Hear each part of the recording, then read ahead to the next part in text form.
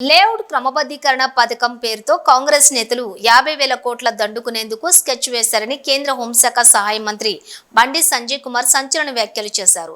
MLC ఎన్నికల ప్రచారంలో భాగంగా శుక్రవారం పెద్దపల్లి జిల్లా కేంద్రానికి విచ్చేసిన కేంద్ర మంత్రి బండి సంజయ్ కుమార్ స్థానిక నేతలు గుజ్జిల రామకృష్ణారెడ్డి, జిల్లా అధ్యక్షులు సంజీవ్ రెడ్డి, ఇతర నాయకులతో కలిసి మీడియాతో మాట్లాడుతూ కాంగ్రెస్ ప్రభుత్వంపై నిప్పులు చెరిగారు.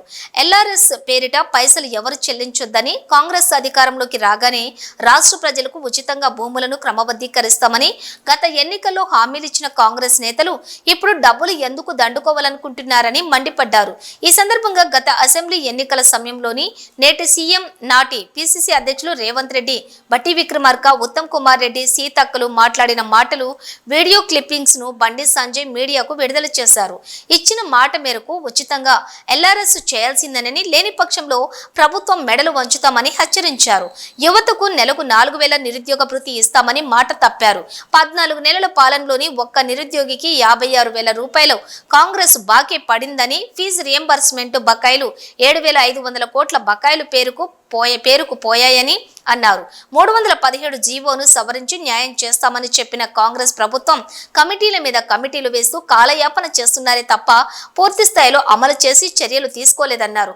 కులగణన అంతా తప్పుల తడక, బీసీ జనాభాను తగ్గించే కుట్ర జరుగుతోందన్నారు.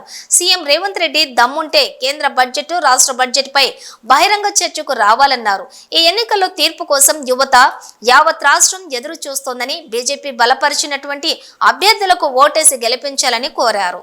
ఈ ప్రభుత్వం దోసుకోవడమే పనిగా పెట్టుకున్నది. ఇవాళ మళ్ళా నిన్న కొత్త దుకాణం తెలిసింది. ఇవాళ ఎల్ఆర్ఎస్ పేరుతో ఎల్ఆర్ఎస్ అట మార్చి 31 వరకు ఎల్ఆర్ఎస్ కు అవకాశం ఇస్తారట. ఇవాళ ఇదే రాష్ట్ర ముఖ్యమంత్రి గాని, ఉత్తమ్ కుమార్ రెడ్డి గారు గాని, ఇతర మంత్రులు గతంలో బీఆర్ఎస్ పార్టీ ఎల్ఆర్ఎస్ పెట్టినప్పుడు వీళ్ళే మాట్లాడారు, మా ప్రభుత్వం అధికారంలోకి వస్తుంది, మేము ఫ్రీగా చేస్తాము, బీఆర్ఎస్ పార్టీ దోసుకుంటుంది, దాచుకుంటుంది పైసలు అని చెప్పి ఇదే కాంగ్రెస్ పార్టీ నాయకులు ఇలా ఆ రోజు ఊకదప్పుడు ఉపన్యాసాలు ఇచ్చారు. ఇలా 50,000 కోట్లు ప్రజల నుంచి వసూలు చేయడానికి, ప్రజల నుంచి దోసుకోవడానికి ఎల్ఆర్ఎస్ పేరు మీద ఇలా వీళ్ళు మళ్ళీ మాట్లాడుతున్నారు. ఆ రోజు ఇదే ముఖ్యమంత్రి గారు అన్నారు, కేసీఆర్ ఎల్ఆర్ఎస్ అన్నారు, బీఆర్ఎస్ అన్నాడు, ఇప్పుడు ఎంఆర్ఎస్ అంటున్నాడు. ఎంఆర్ఎస్ అంటే ఏంటంటే మ్యారేజ్ రెగ్యులేషన్ స్కీమ్ అట. ఇప్పుడు మేమంటున్నాం అంటే రేవంత్ రెడ్డి గారు ఎల్ఆర్ఎస్ పోయింది, బీఆర్ఎస్ పోయింది, ఎంఆర్ఎస్ కాదు, ఇలా బీఆర్ఎస్ పట్టుకొస్తుండే. రేవంత్ పట్టుకొస్తాడు. బీఆర్ఎస్ అంటే బర్త్ రెగ్యులేషన్ స్కీమ్ పట్టుకొచ్చినా పట్టుకొస్తాడు. ఇవాళ మనిషి చచ్చిపోతాడు, డెత్ రెగ్యులేషన్ కూడా పట్టుకొస్తాడు. చచ్చిపోతాడు, పైసలు వసూలు చేస్తే ఫస్ట్ వచ్చింది. కాదు 1,000 కోట్లు దోసుకుంటున్నారు. ఆ వీడియో చూపడతాం, మీకు వీడియో ఉన్నది.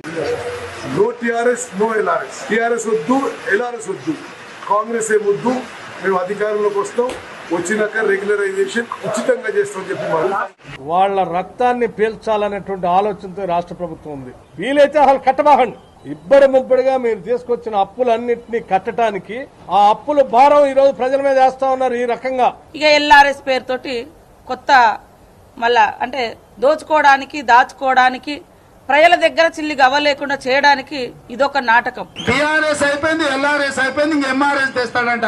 పెద్ద మంచి లేదు, పెద్ద మంచి ఎల్ఆర్ఎస్ అంటే అయ్యా ఇంక ఎంఆర్ఎస్ కూడా తెచ్చేటట్టు ఉన్నాడు. అదేంటంటే marriage regularisation scheme sir, marriage regulation scheme అంట. మరి ఈయన బీఆర్ఎస్ పట్టుకొస్తాడు ఈయన. కాబట్టి ఇట్లా అన్ని రకాలుగా ప్రజల నుంచి దోసుకోవడానికి ఇలా కాంగ్రెస్ పార్టీ ప్రభుత్వం చేస్తున్నది.